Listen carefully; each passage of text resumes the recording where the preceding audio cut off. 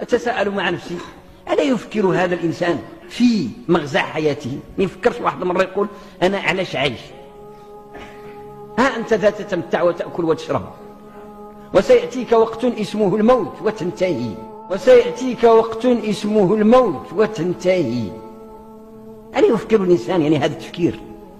لما لا نفكر هذا التفكير؟ وهو تفكير هو إن لم نفكر فيه هو يفكر فينا، لأنه يعني إذا أغفلت الموت من حياتك، إذا أغفلت يعني إذا طردت فكرة الفناء من ذهنك، فذلك لن يخرجها من الوجود، لن يطردها من الحقيقة الحية.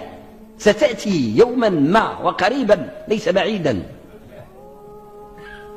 يعني كالذي يريد أن ينسى شيئا لا يحبه وهو فيه، يعني نسيان الشيء ليس حلا، ليس حلا. اتباع الهوى ليس حلا، اتباع الشهوات ليس حلا أبدا.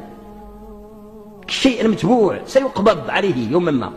إذا كنا نؤمن حقيقة بأن هذه الأمور حق، أن الله حق، وأن الساعة حق، وأن الميزان حق، وأن الصراط حق، وأن الحساب حق، وأن النار حق، وأن الجنة حق، يعني لما حالنا ليست على وزانها وعلى ما ينبغي أن يعدلها؟